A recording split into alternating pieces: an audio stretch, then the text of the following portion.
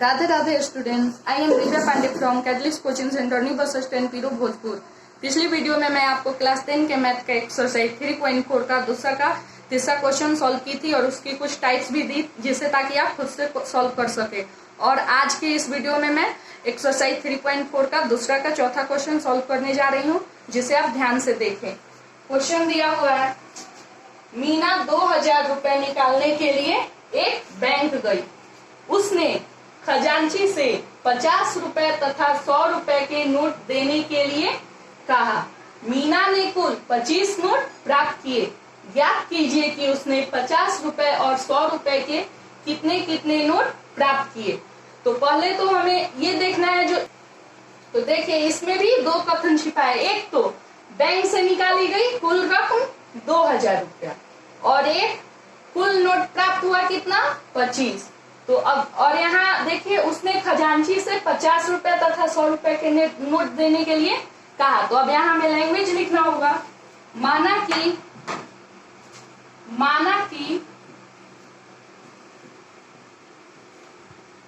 50 रुपए के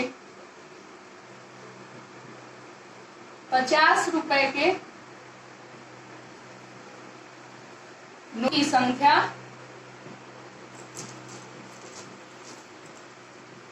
X तथा 100 रुपए के नोटों की संख्या Y है।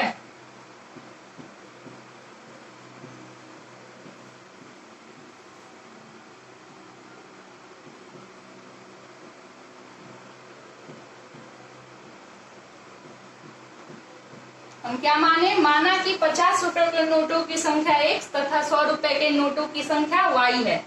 तो प्रश्न के प्रथम कथन से स्पष्ट है कि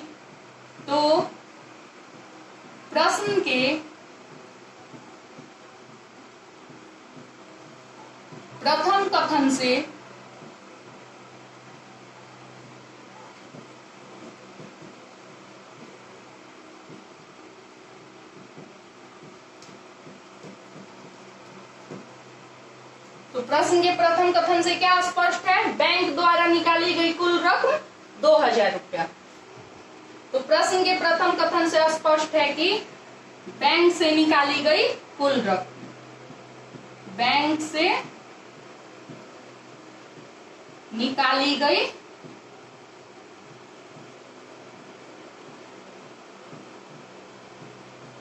कुल रकम 2000 रुपया। कुल रकम कितना है? तो 2000 रुपया। तो अब हमें यहाँ एक बात गौर करना है। जो बैंक से जो नोट रुपया निकाला गया है वो 50 रुपए का नोट है और 100 रुपए का। तो यहाँ एक बात ध्यान से देखिए, गौर कीजिए। मान लीजिए मेरे पास 50 रुपए के नोट की संख्या 3 है। मेरे पास 50 रुपए के नोट की संख्या 3 है।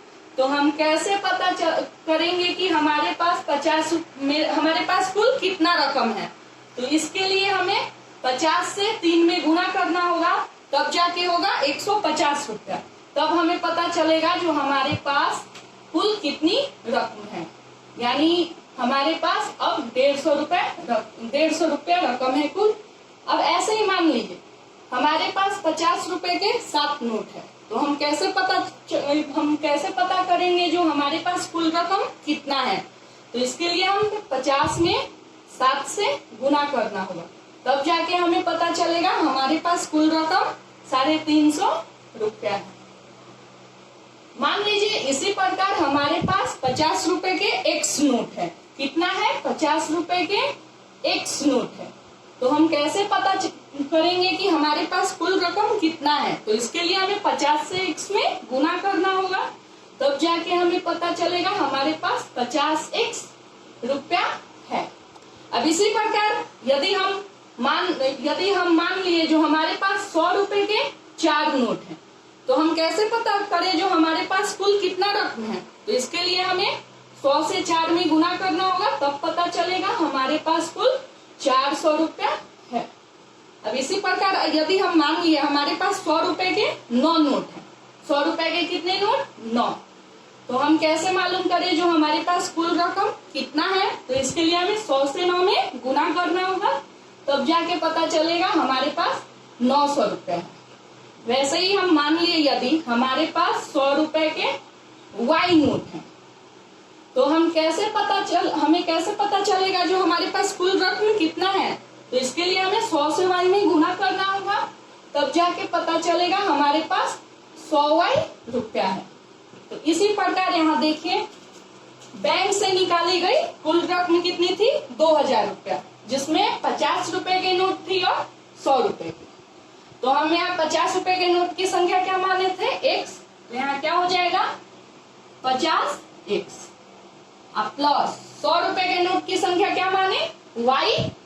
तो यहाँ हो जाएगा 100y और बराबर कितना? 2000। तभी अब यहाँ देखिए क्या हो जाएगा, इसमें क्या कॉमन ले सकते हैं? यहाँ 50 है, यहाँ 100 है, जाहिर सी बात है हम 50 कॉमन ले सकते हैं।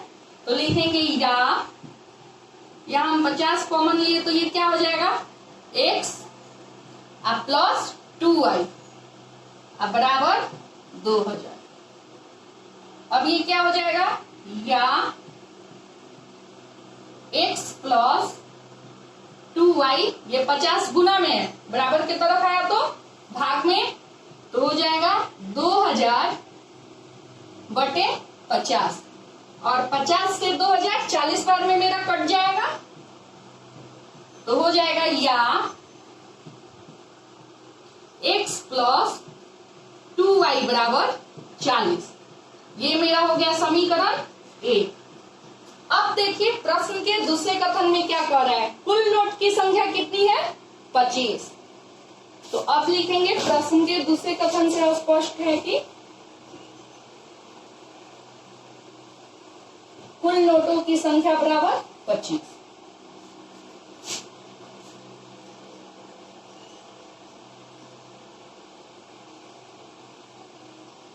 अब लिखेंगे तथा प्रश्न के दूसरे कथन से स्पष्ट है कि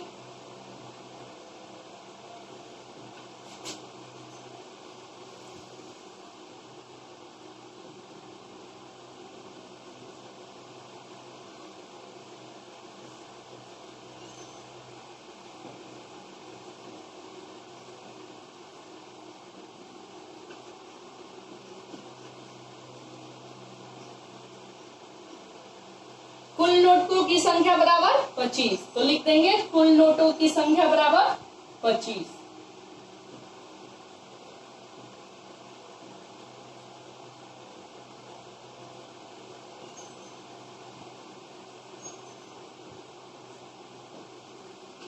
तो अब हम यहाँ देखेंगे कुल नोटों की संख्या। तो हमारे पास या तो 50 रुपए के नोट है या तो 100 रुपए के नोट है। तो हम 50 रुपए के नोटों की संख्या को क्या मान लिए हैं? x, और 100 रुपए के नोटों की संख्या को क्या माने हैं? y। तो इसलिए यहाँ क्या हो जाएगा? x प्लस y बराबर 25। ये मेरा क्या हो गया? समीकरण 2। अब मेरे पास समीकरण 1 और 2 मौजूद है, तो अब इसे हम विलोपन विधि द्वारा हल करके पता कर सकते हैं जो हमारे पास 50 रुपए और 100 रुपए के कितने कितने नोट हैं। चलिए अब एक बात हम जानते हैं कि विलोपन विधि द्वारा समीकरण को हल करने समय पहले या तो चर x वाले गुणांक को बराबर करते हैं या चर y वाले गुणांक को बराबर करते हैं, तो अथवा चर y वाले गुणांक को बराबर करते हैं। तो यहाँ अब हम समीकरण 1 और 2 को गौर से देखेंगे। तो यहाँ जब समीकरण 1 और 2 को हम गौर से देख रहे हैं, तो यहाँ देखने से ही पता चल रहा है जो यहाँ चर x वाला जो गुणांक है वो बराबर है। देखिए, क्योंकि समीकरण 1 में भी x का यहाँ 1 है, कुछ नहीं है तो 1 है, और समीकरण 2 में भी यहाँ कुछ नहीं है x की जगह तो 1 है। तो ये अब यहाँ देखिए समीकरण 1 और 2 को गौर से हम देखें तो पता चला यहाँ हमें चर x का गुणांक जो है यहाँ भी 1 है और चर x का गुणांक यहाँ भी 1 है। तो हमें यहाँ चर y वाले गुणांक को बराबर करने की आवश्यकता नहीं है। अब हम चर x के गुणांक के चिन्ह को देखते हैं। तो यहाँ भी प्लस है और यहाँ भी प्लस है, और पिछले क्लास में मैं आपको बताई थी जो एक समान चिन्ह रहने पे समीकरण 1 तथा समीकरण 2 को जोड़ दिया जाता है। सॉरी, एक समान चिन्ह रहने पर समीकरण 1 में से समीकरण 2 को घटाया जाता है। तो चलिए अब यहाँ हम लिखते हैं समीकरण 1 में से समीकरण 1 में से समीकरण 2 को घटाने पर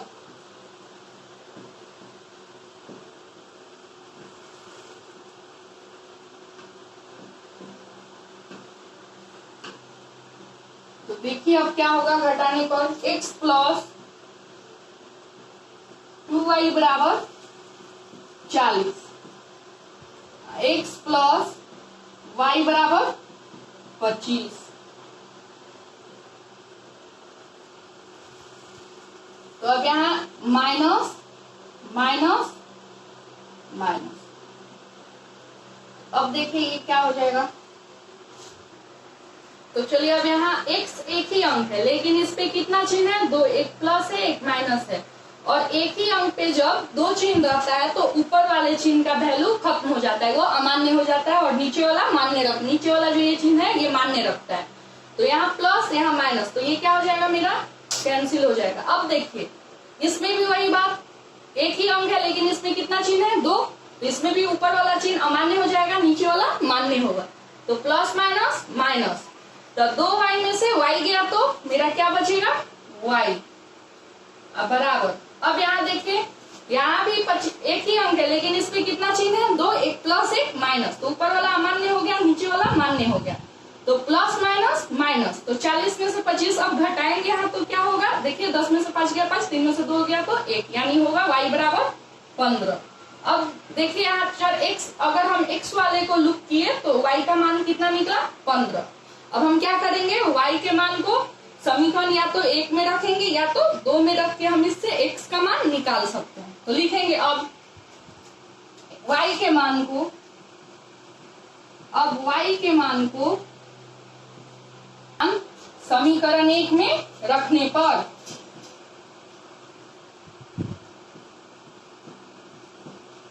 समीकरण 1 में रखने पर,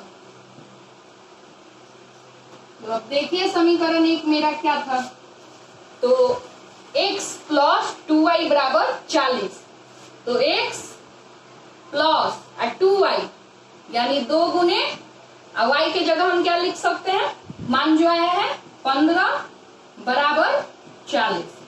तो ये क्या हो जाएगा मेरा, या x प्लस 15 दूनी 30, तो x प्लस 30 बराबर 40।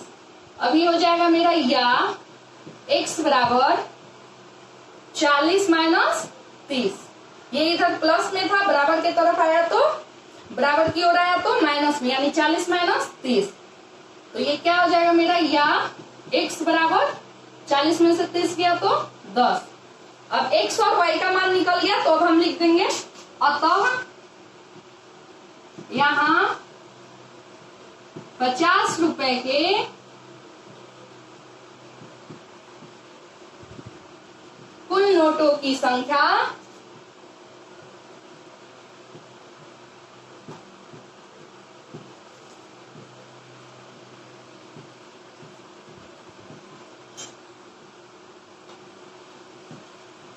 x बराबर कितना हो गया, 50 रुपए के कुल नोटों की संख्या x बराबर 10,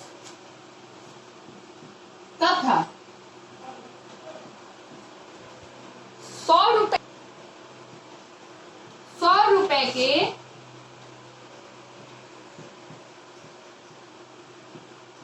कुल नोटों की संख्या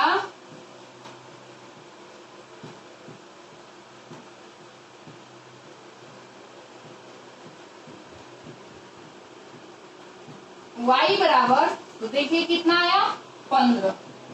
तो हमें यहाँ क्या निकालना था, 50 रुपए और 100 रुपए के कितने कितने नोट प्राप्त किए बैंक से। तो देखिए यहाँ निकला 50 रुपए के कुल नोटों की संख्या x बराबर 10 तथा 100 रुपए के कुल नोटों की संख्या y बराबर 15। यही मेरा आंसर होगा। उम्मीद करती हूँ कि ये क्वेश्चन आपको समझ में आ गया होगा। तो अब इसकी मैं कुछ टाइप्स लिख दे रही हूँ जिसे आप ताकि खुद से सॉल्व करें।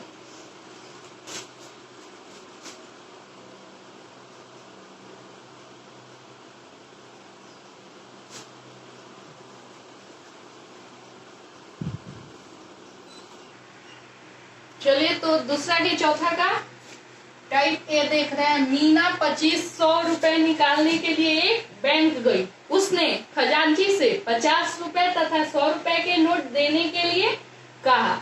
मीना ने कुल 35 नोट प्राप्त किए। ज्ञात कीजिए कि उसने 50 रुपए और 100 रुपए के कितने कितने नोट प्राप्त किए। जब इसे हम आप सॉल्व कीजिएगा तो आंसर आएगा 50 रुपए के नोटों की संख्या x बराबर 20 तथा 100 रुपए के नोटों की संख्या y बराबर 15। ये यहाँ ये 2500 है। ये क्या है? 2500 है। यहाँ 50 100 रुपए का नोट है और कुल 35 नोट प्राप्त किया। इसे सॉल्व कीजिएगा तो आंसर आएगा आपका इतना। अब टाइप बी, मीना 16,000 रुपया निकालने के लिए एक बैंक गई। उसने खजांची से 500 रुपए तथा 1000 रुपए के नोट देने के लिए कहा। मीना ने कुल 22 नोट प्राप्त किए।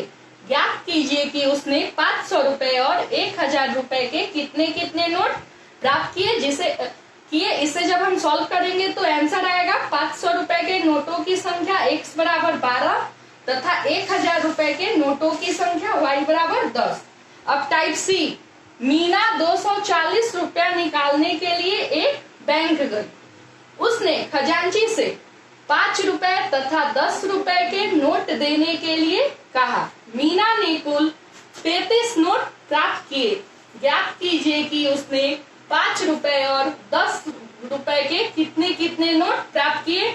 जब इसे हम सॉल्व करेंगे तो आंसर आएगा 5 रुपए के नोटों की संख्या x बराबर 18 तथा 10 रुपए के नोटों की संख्या y बराबर 15। उम्मीद है कि ये क्वेश्चन आपको समझ में आ गया होगा। इसका जो टाइप्स मैं दी हूँ कुछ, इसे आप खुद से सॉल्व कीजिएगा। आंसर आपके सामने है। अब आगे क्वेश्चन देखते हैं।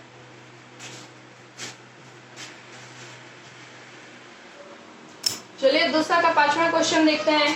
किराए पर पुस्तकें देने वाले किसी पुस्तकालय का प्रथम 3 दिनों का एक नियत किराया है तथा उसके बाद प्रत्येक अतिरिक्त दिन का अलग किराया है।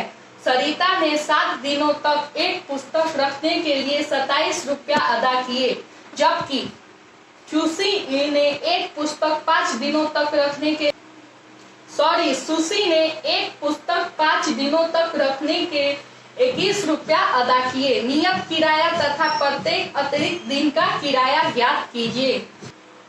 प्रश्न को जब हम पढ़े तो यहाँ एक बात स्पष्ट हो रहा है कि पुस्तक को रखने का 3 दिन का एक नियत किराया है और उस 3 दिन के बाद जितने दिन हम पढ़ते अतिरिक्त किराया, यानी 3 दिन के बाद जितने दिन हम पुस्तक रखते हैं उसका अलग से जो किराया लगेगा वो अतिरिक्त किराया है। यानी कि यहाँ 2 तरह का किराया है, एक नियत और एक अतिरिक्त। चलिए अब यहाँ हम इसे सॉल्व करते हैं। लिखते हैं माना कि, तो लिखेंगे माना कि प्रथम 3 दिनों का एक नियत किराया बराबर 100 रुपया। माना कि प्रथम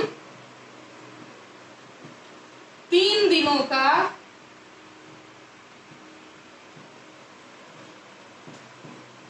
एक नियत किराया बराबर 100 रुपया।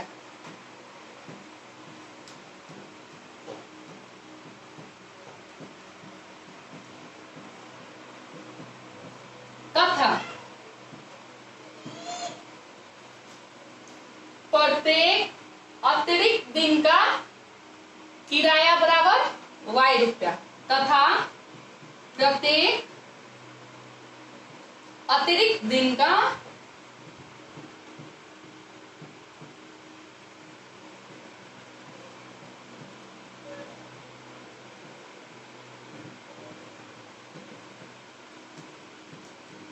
किराया बराबर y रुपया।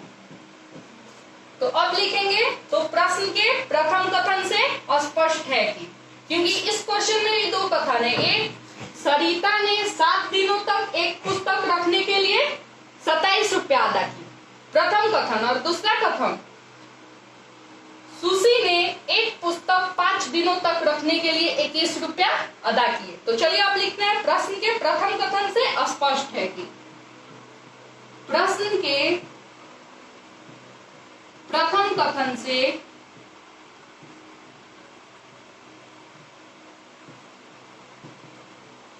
स्पष्ट है कि?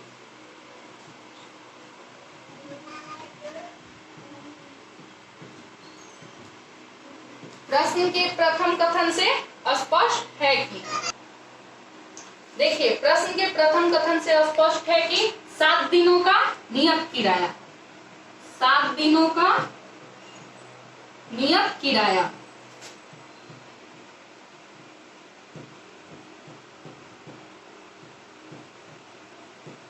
बराबर कितना है? 27 रुपया। 7 दिनों का नियत किराया बराबर 27 रुपया, अर्थात प्रथम 3 दिन का नियत किराया, प्रथम 3 दिन का नियत किराया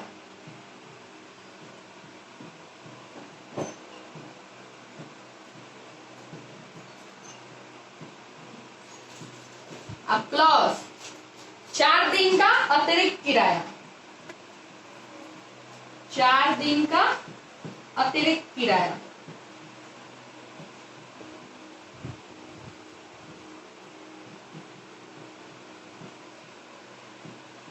बराबर 27। अब देखिए 3 दिन का नियत किराया हम क्या माने थे? प्रथम 3 दिन का नियत किराया x, तो ये क्या हो जाएगा? या x, और अतिरिक्त किराया माने थे y, और यहाँ क्या है? 4 दिन का, तो 4 इंटू वाई यानी 4y प्लस 4y बराबर 27। चलिए फिर से इसको एक बार समझते हैं। 7 दिनों का कुल किराया है 27 रुपया, तो 7 दिन यानी कितना? यानी 3 दिन प्लस 4 दिन। तो यहाँ देखिए प्रथम 3 दिन का जो नियत किराया है वो 100 रुपया है, तो अब मेरा कितना बचा? एक्स्ट्रा 4 दिन। तो यहाँ जो 4 है, तो यहाँ जो अतिरिक्त यानी एक्स्ट्रा 4 दिन का जो किराया लग रहा है, तो 1 दिन का अतिरिक्त चार्ज मेरा कितना लग रहा है? y रुपया। तो 4 दिन का अतिरिक्त चार्ज मेरा कितना लगेगा? तो 4y। अब बराबर कितना हो गया? 27, यानी x प्लस 4y बराबर 27। ये मेरा क्या बना? समीकरण 1। चलिए अब देखिए प्रश्न के दूसरे कथन से स्पष्ट है कि, तथा प्रश्न के दूसरे कथन से स्पष्ट है कि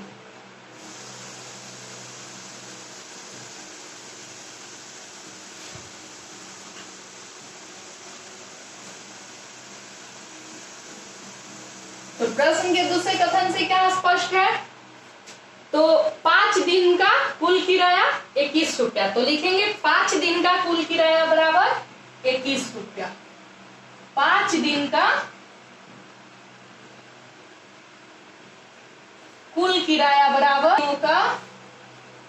5 दिनों का कुल किराया बराबर दिया हुआ है मेरा 21 रुपया, अर्थात प्रथम 3 दिन का नियत किराया, अर्थात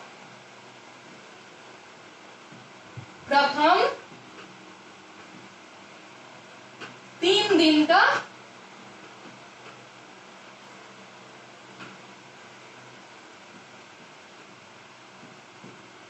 नियत किराया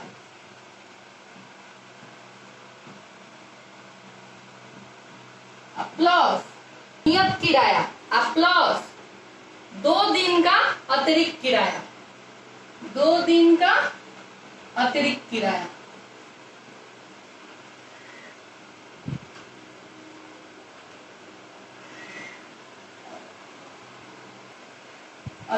किराया बराबर 21। तो अब देखिए, अब यहाँ क्या करना होगा हमें? अर्थात यहाँ 5 दिन यानी कितना?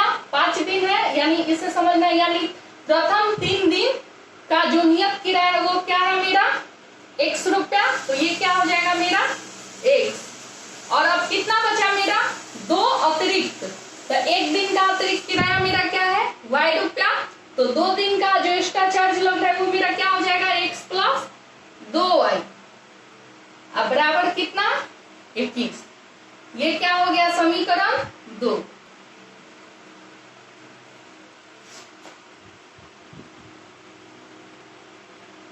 अब समीकरण 1 और 2 को हम विलोपन विधि द्वारा हल करेंगे तो नियत किराया और अतिरिक्त किराया ज्ञात हो जाएगा। तो चलिए अभी से हम विलोपन विधि द्वारा हल करते हैं।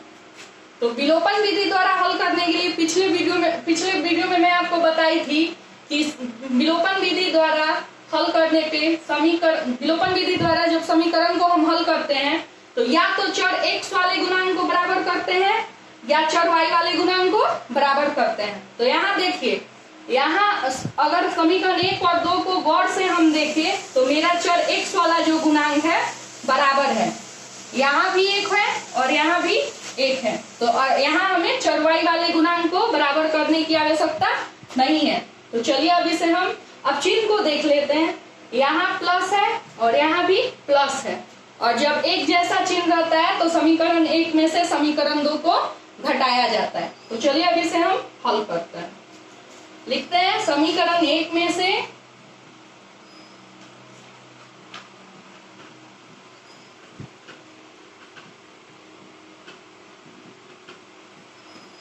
समीकरण 2 को घटाने पर, और हमें पता है जो जब घटाते हैं समीकरण में तो चिन्ह बदलता है, तो ये प्लस है तो माइनस हो जाएगा, ये प्लस है तो माइनस, ये प्लस है तो माइनस। और आपको हम बता ही दिए एक अंक पे अगर 2 चिन्ह रहे तो ऊपर वाले का मान्यता अमान्य हो जाता है, नीचे वाला मान्य होता है। तो ये कैंसिल हो गया। अब देखिए यहाँ प्लस है यहाँ माइनस है, प्लस माइनस माइनस, तो 4 में से 2 गया तो 2, ये क्या हो जाएगा 2y बराबर। अब देखिए ये प्लस ये माइनस, प्लस माइनस माइनस, 27 में से 21 गया तो 6। अब ये क्या हो जाएगा या y बराबर 6/2, 2 से कटा 6 कितने बार में 3 बार में, तो या y बराबर मेरा कितना आया 3। अब जो y बराबर 3 आया तो अब इसको हम समीकरण 1 में रखें या 2 में रख के x का मान निकाल सकते हैं। तो अब लिखते हैं समीकरण 1 में y का मान रखने पर, एक मेरा यहाँ है तो x प्लस 4 गुने y यानी 3 बराबर 27, तो हो जाएगा या x प्लस 12 बराबर 27। तो अब क्या हो जाएगा ये या x बराबर 27 माइनस 12, ये हो जाएगा या x बराबर 15। क्या हो जाएगा 15। तो मेरा y निकला 3 और x निकला 15। तो अब यहाँ देखिए, अब देखिए हम लिख सकते हैं कि अतः नियत किराया बराबर x बराबर 15 रुपया तथा अतिरिक्त किराया बराबर y बराबर 3 रुपया। ये अब मेरा सॉल्व हो गया। अब उम्मीद करती हूँ कि आपको क्वेश्चन अच्छे से समझ में आ गई होगी। अब इस क्वेश्चन की मैं कुछ टाइप्स लिख दे रही हूँ जिससे और आंसर भी जिसे आप खुद से सॉल्व कीजिएगा। चलिए तो दूसरा के 5वां का टाइप देख लेते हैं। किराए पर पुस्तकें देने वाले किसी पुस्तकालय का प्रथम 5 दिनों का एक नियत किराया है तथा उसके बाद प्रत्येक अतिरिक्त दिन का अलग किराया है। सरिता ने 8 दिनों तक एक पुस्तक रखने के लिए 22 रुपए अदा किए, जबकि सुशी ने एक पुस्तक 12 दिनों तक रखने के 38 रुपए अदा किए। नियत किराया तथा प्रत्येक अतिरिक्त दिन का किराया ज्ञात कीजिए। जब इसे हम सॉल्व करेंगे तो मेरा आंसर आएगा नियत किराया 10 रुपया तथा अतिरिक्त किराया 4 रुपया। अब टाइप बी देखते हैं। किराए पर पुस्तकें देने वाले पुस्तकालय का प्रथम 7 दिनों का एक नियत किराया है तथा उसके बाद प्रत्येक अतिरिक्त दिन का अलग किराया है। सरिता ने 10 दिनों तक एक पुस्तक रखने के लिए 25 रुपए अदा किए, जबकि सुशी ने एक पुस्तक 15 दिनों तक रखने के लिए 50 रुपए अदा किए। नियत किराया तथा अतिरिक्त दिन का किराया ज्ञात करें। तो जब इसे हम सॉल्व करेंगे तो आंसर आएगा नियत किराया 10 रुपया तथा अतिरिक्त किराया 50 रुपया। आज के वीडियो में आपका चैप्टर 3.4 समाप्त हो गया। अब अगले वीडियो में नए चैप्टर के साथ मिलेंगे। फिलहाल तब तक के लिए राधे राधे।